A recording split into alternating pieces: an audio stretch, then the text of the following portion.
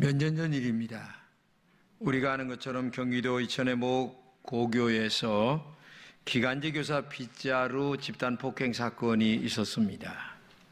아마 오해 속에서 빚어진 사건인데, 여하튼 학생들이 선생님을 빗자루로 때렸다는 것이 문제가 되는 거죠. 그때 네티즌들은 이런 얘기를 했습니다. 참으로 기가 막혀서 피가 거꾸로 솟을 지경이다. 예전에는 스승의 그림자도 밟지 않는다는 말이 있을 정도로 선생님의 권위가 있었고 존경이 있었습니다. 그만큼 제자들의 인성교육과 진리 터득에 대한 노력을 선생님들은 정말 많이 하셨습니다. 그래서 정말 선생님의 권위가 대단했는데, 놀랍게도 지금은 선생님의 권위가 땅에 떨어졌고 오히려 선생님들이 아이들의 눈치를 보는 이런 지경에 다다랐습니다. 이런 일들은 학생들의 인권이라고 하는 것 때문에 생기게 됐죠. 학생의 인권이나 선생님의 인권은 다 같이 소중한 것입니다. 인권은 사람이라면 누구나 태어나면서부터 당연히 가지는 기본 권리이기 때문에 그렇죠. 그러나 선생님의 권위가 땅에 떨어지면 바른 교육이 될 수가 없어요.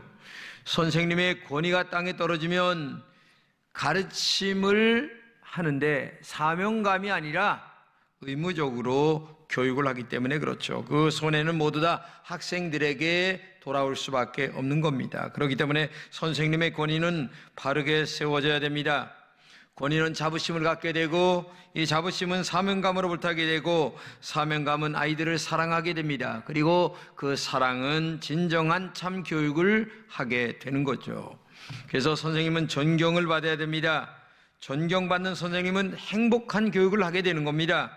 그런 교육이 바른 아이들을 만들게 되고, 그것이 진정한 민족을 바르게 세워가는 근간이 된다는 사실을 우리가 알아야 되는 것입니다. 그래서 선생님의 권위는 언제나 존경돼야 된다. 이것이 저의 기본적인 생각이고, 또 이것은 그렇게 돼야만 되는 것이 바른 아마 선생님의 관이다, 이렇게 생각이 됩니다.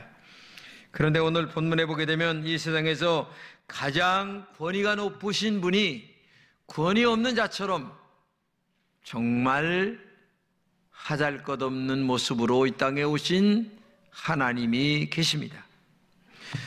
그분은 이 땅에 오시기 전에 700년 전에 예언한 내용이 오늘 본문의 내용입니다. 그 예언처럼 예수님이 이 땅에 오셔서 권위 없는 자처럼 십자가에 정말 맥없이, 그리고 힘없이 연약하게 십자가에 죽으셨습니다. 왜 예수님이 권위 없는 자처럼 십자가에서 비참하게 죽으셨을까요? 그것이 오늘 우리에게 주시는 중요한 메시지입니다. 본문에서 권위 없는 예수님의 모습을 몇 가지로 말씀하고 계십니다. 첫째는 흠모할 만한 아름다운 것도 없다, 이렇게 말씀하십니다. 예수님은 하나님이시고 우주를 창조하시고 전능하신 분이십니다. 그런 하나님이 흠모할 것이 전혀 없었다. 그만큼 낮아졌고, 그만큼 권위가 없었고, 그만큼 자기를 비우셨기 때문이죠. 오늘 본문을 읽겠습니다. 다 같이 시작. 그는 주 앞에서 자라나기를 연한 순 같고 마른 땅에서 나온 뿌리 같아서 고운 모양도 없고 풍채도 없은 줄 우리가 보기에 흠모할 만한 아름다운 것이 없다. 왕은 풍채가 대단합니다. 그리고 당당한 권위가 있습니다. 그러나 만왕의 왕이신 예수님은 보잘것없는 사람들에게 천대받는 품이 없는 왕이었습니다. 주님은 하나님이신데도 이 세상에 그렇게 권위 없는 자처럼 오셨다는 사실을 알아야 됩니다. 주님은 사람들에게 버림받았을 뿐만 아니라 하나님에게도 외면당하셨습니다. 그래서 예수님이 십자가에 빌려 죽으실 때 이렇게 말씀하십니다. 나의 하나님, 어찌하여 나를 버리셨습니까? 이렇게 소리쳐요. 예수님께서 하나님께 버림받는 데까지 그만큼 자기를 비웠다는 것이 중요한 것입니다. 이것은 오늘 여러분과 저도 철저하게 자기를 비우는 순종이 우리에게 있어야 됨을 말씀하고 있는 겁니다. 예수님께서 십자가에 지시는 것은 하나님의 뜻에 대한 절대적인 순종이었습니다. 예수님께서 하나님에게 철저한 순종을 하셨습니다. 오늘 우리의 신앙도 예수님의 순종과 같은 마음으로 신앙생활이 되어야 되는 것입니다. 어떤 이유나 어떤 요구도 없는 조건 없는 순종, 조건 없는 하나님의 뜻에 순종하는 하나님의 뜻이라고 얘기하면 그 어떤 변명도 이유도 없이 절대적인 순종, 이것이 오늘 우리들의 영적인 태도이어야 된다는 것이죠. 왜냐? 이것이 진정한 믿음이기 때문에 그래요. 이런 것이 없을 때에 내 안에 자꾸만 내가 살아납니다. 내 안에 자꾸만 이상한 악한 영의 역사가 나타나기 시작하는 거예요. 그렇기 때문에 오늘도 예수님처럼 권위가 그렇게 있으신데도 권위 없는 자처럼 절대적인 순종은 오늘 우리가 배워야 될 가장 아름다운 것 중에 하나다, 이렇게 생각이 돼요. 지금 영국의 엘리자베스 2세 여왕이 굉장히 나이가 많죠. 거의 100세 가까이 되실 정도입니다. 근데 이분이 왕이 되기 전에 작은 어린 소녀였을 때 아버지가 죽음으로 왕권을 이어받게 됩니다. 근데 그때 너무 어리고 어린 소녀인데 이 왕을 이어받는데 너무 부담이 컸어요. 그때의 엄마도 살아있었습니다. 아버지의 어머니였던 메리 여왕도 살아있었어요. 근데 그 메리 여왕이 이렇게 어린 소녀에게 편지를 합니다. 편지를 다 하고 난 다음에 마지막에 이렇게 썼습니다. 너의 사랑하는 할머니로부터, 그리고 너의 왕의 충실한 신하로부터. 여러분, 이 글귀가 굉장히 중요한 것입니다. 하나의 평범한 할머니도 되겠지만은 위치로 볼 적에는 나이가 아무리 어려도 권위가 높으신 왕이라는 사실 속에서 자기도 옛날에 왕을 했지만은 이제는 신하로서의 아름다운 모습을 표현하는 그러한 모습이었어요. 하나님이 여러분에게 있어서 정말 왕이 되신가? 한번 기회 있게 생각해 보시기 바랍니다. 여러분, 예수님에게 충성을 나바치는 신하인가? 우리의 순종의 척도는 얼마인가? 70입니까? 80입니까? 아니면 100%입니까? 하나님께서 100%를 원하십니다. 십자가 부활의 사랑은 순종 외에 다른 것 요구하지 않습니다. 그 요구 순종 자체가 나를 권위로 인정한다고 하는 하나님을 하나님으로 인정한다는 그 표시이기 때문에 그렇습니다.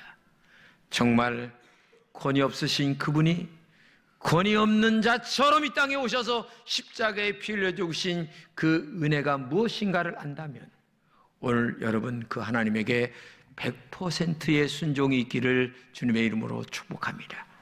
두 번째, 우리도 예수님을 귀하게 여기지 않았다는 얘기입니다. 예수님의 33년의 여정을 살펴보게 되면 한마디로 고난과 고생의 나날이었습니다. 그러다 보니 어느 사람도 예수님을 귀하게 여기지 않았어요. 본문을 읽겠습니다. 그는 멸시를 받아 사람들에게 버림받았으며 간고를 많이 겪었으며 길고를 아는 자라 마치 사람들이 그에게서 얼굴을 가린 것 같이 멸시를 당하였고 우리도 그를 귀하게 여기지 아니하였다. 사실 많은 사람들이 예수님에게 병고침 받았습니다. 눈도 떴습니다. 귀도 열렸습니다. 앉은 뱅이 일어나서 심지어 죽은 자가 살아나기도 했습니다. 그런데 수많은 기적과 이적을 경험했음에도 불구하고 예수님이 십자가에 못 박으라고 소리친 사람들이 그들이었어요. 오늘 우리도 마찬가지입니다. 말로는 하나님이 살아난다고 얘기하죠. 그러나 실제적으로 예수님께서 나에게 정말 왕이 되시는가? 한번 생각해 보세요. 우리의 신앙생활에 항상 슬픈 것은 우리의 말과 행동이 전혀 다른 것이 문제입니다. 말은 예수님이 1등, 2등, 아니 항상 영원히 1등입니다. 그런데 삶을 보게 되면 예수님은 항상 꼴등에서 계세요. 왜 이런 일이 있는가 여러분 아셔야 됩니다. 예수님이 십자가에 피 흘려 죽으셨습니다. 그 십자가에 피 흘려 죽었다고 하는 말은 그렇게 쉬운 말이 아니에요. 왜? 생명을 거는 일이었습니다. 그 생명을 걸고 우리를 사랑하신 십자가의 사랑에 그 예수님의 보혈의 능력이 오늘 여러분의 어디만 씻고 계시는 겁니까? 눈만 씻었습니까? 손만 씻었습니까? 그런 신앙은 언제나 말로는 예수님이 1등입니다. 그러나 실제 보게 되면 예수님은 꼴등이에요. 그러나 정말 여러분들이 머리끝서부터 발끝까지, 아니 여러분이 숨쉬는 심장 속에 예수님의 보혈이 들어가 지금도 숨쉬고 있다면 정말 여러분들은 어느 때나 아니면 어떤 환경에서도 예수님은 1등이어야 됩니다. 그런데 안타깝게도 우리는 말로는 예수님은 1등입니다.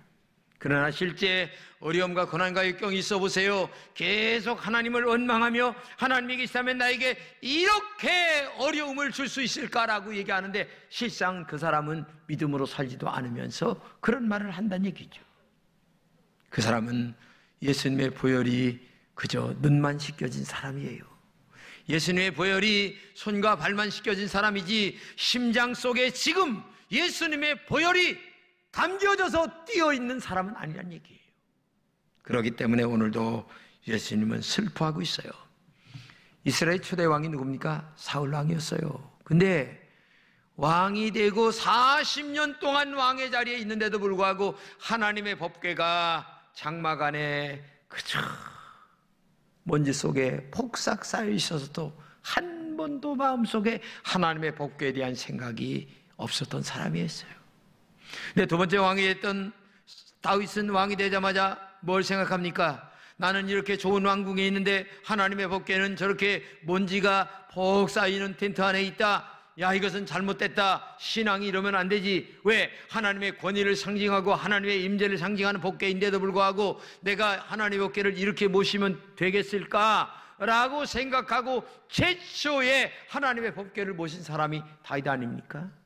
실수 많이 했습니다. 사람도 죽었습니다. 그래도 연구합니다. 어떻게 하나님의 법궤를 모실까? 그러다가 정말 차양대를 준비하고 정말 하나님의 법궤를 모시는데 있는 정성 없는 정성하여 모십니다. 그러다가 나중에 춤을 추는데 바지가 내려갔어요. 그러니까 대표적으로 아내가 욕을 합니다. 체면을 지켜야지 왕이. 근데 다윗은 뭐라고 얘기합니까? 나는 체면이 중요한 게 아니다. 내가 하나님 앞에 지금 어떤 마음으로 이 법궤를 모시는 영적 태도가 중요한가가 난 더 중요하다. 내가 비록 사람이 볼 때에는 바지가 내려가서 웃음거리가 될지언정 하나님은 내 마음을 아신다. 그래서 정말 그대로 신앙 고백한 것을 성경이 보잖아요. 그런데 놀랍게도 그 말을 했던 미갈은 평생토록 임신 못합니다.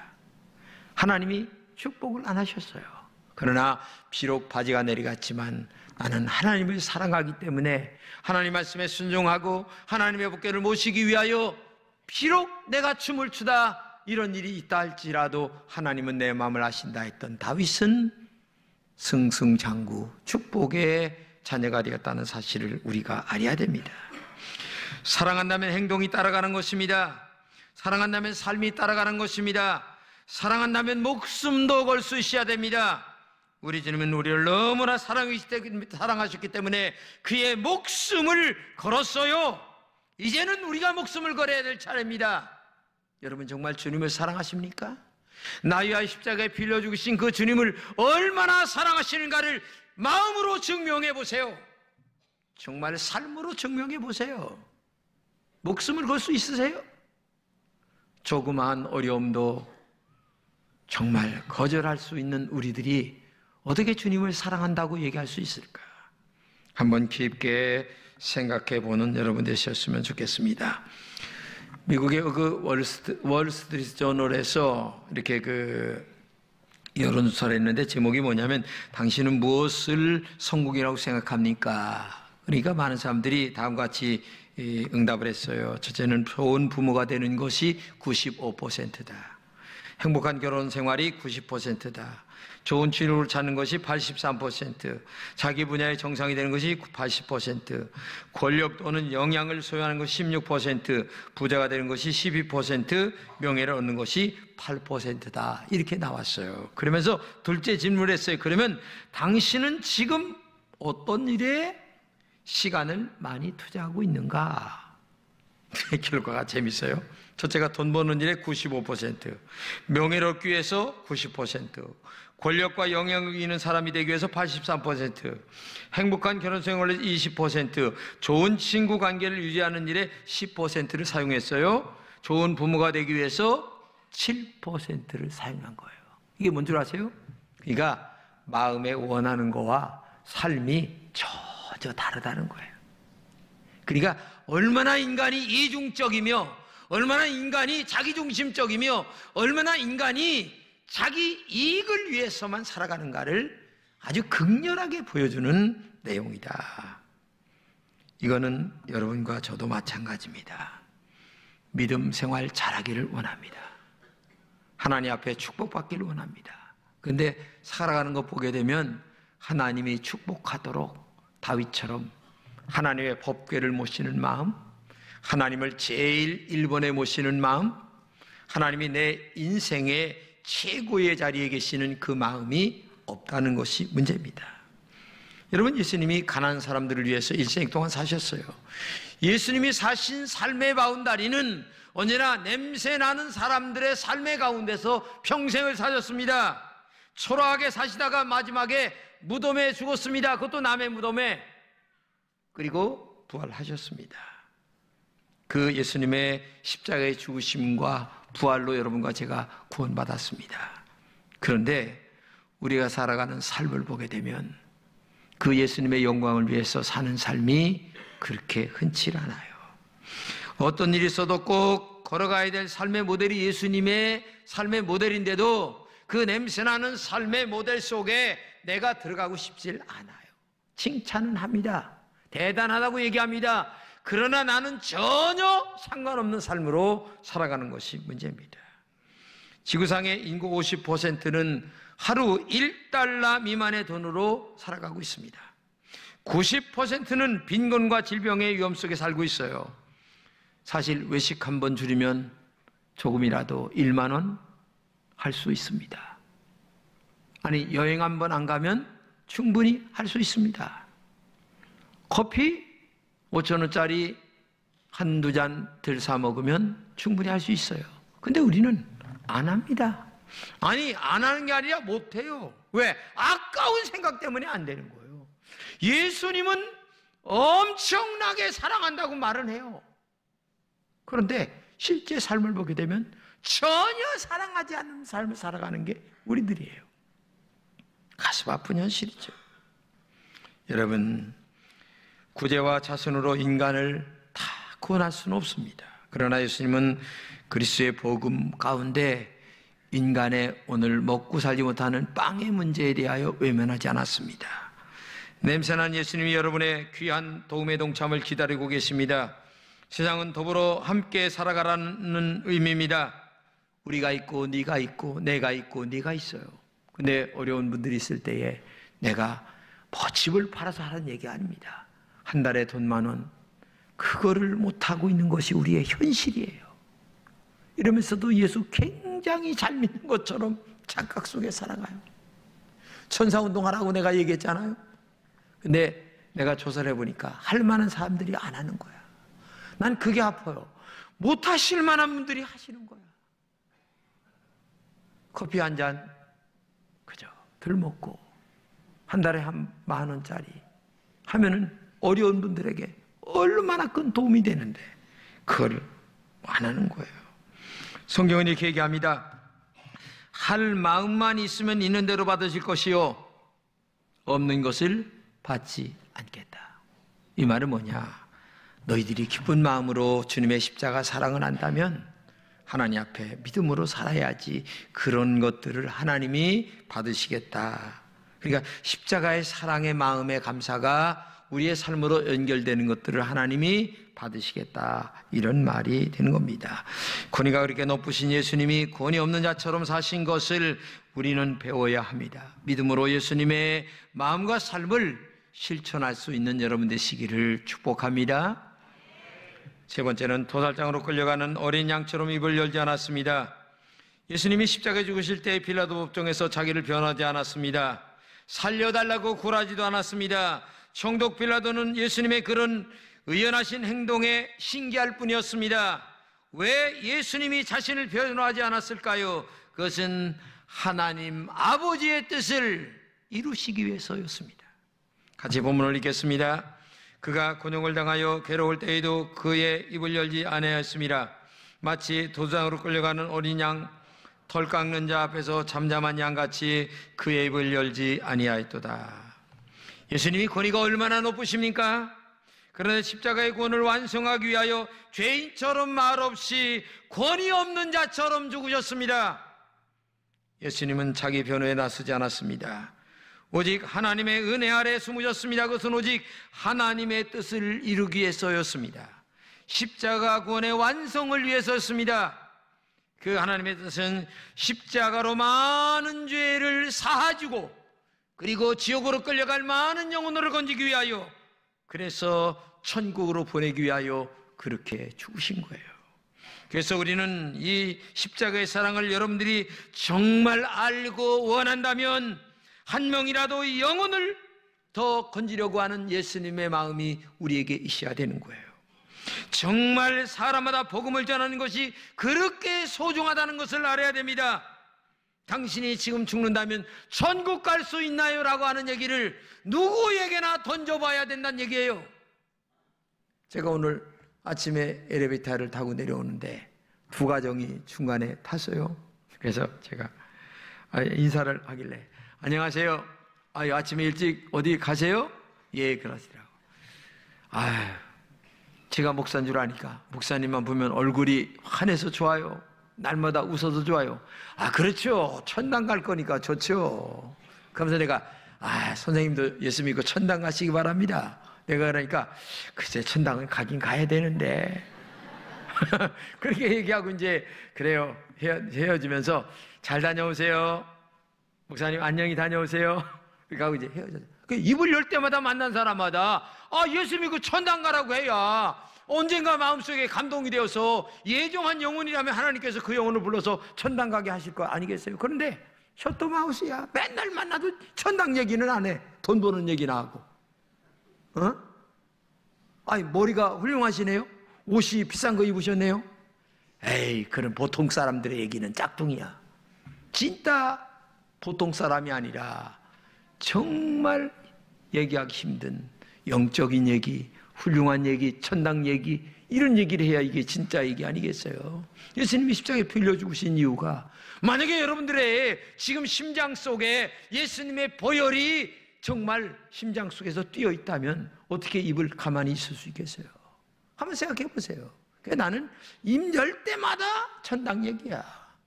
누가 말해도 입 열 때마다 지옥 천당 얘기하는 거예요. 여러분들도 입 열 때마다 천당 얘기하시기를 축복합니다. 어떤 여학생이 있었어요.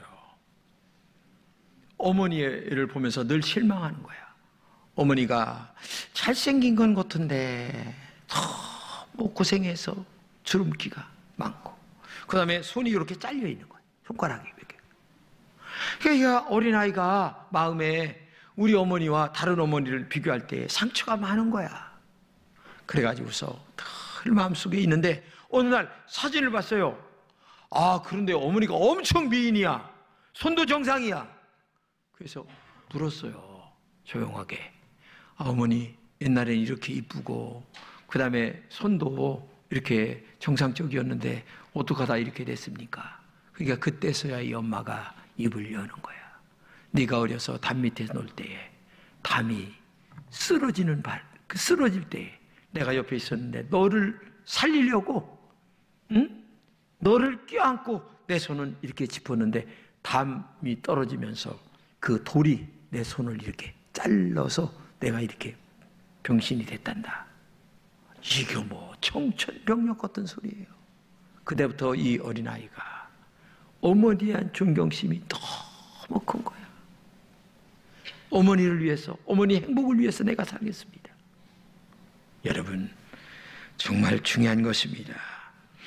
여러분과 제가 그토록 권위가 있으신 예수님께서 권위가 없는 자처럼 십자가에 조용하게 양처럼 죽으신 이유는 여러분과 저를 천당 보내고, 그리고 이 땅에 사는 동안 축복하기 위하여 우리를 위하여 죽으셨다는 것을 안다면 오늘 여러분과 저의 삶의 태도가 바뀌어야 됩니다. 삶의 목표가 바뀌어야 됩니다. 삶의 태도가 바뀌어져야 될 줄로 믿습니다. 그러므로 십자가에 힘없이 죽으신 그 예수님은 나를 구원하기 위하여 이렇게 죽으셨다는 사실을 알고 정말 여러분과 제가 내가 어떤 자리에 있다 할지라도 목에 힘줄 필요가 없어요. 오직 하나님의 은혜야, 하나님의 축복이야, 하나님의 사랑이야. 이 십자가의 은혜로 말미암아 여러분의 삶의 자세가 다시 한번 권위 없는 자처럼 승리하는 여러분 되시기를 주님의 이름으로 축복합니다.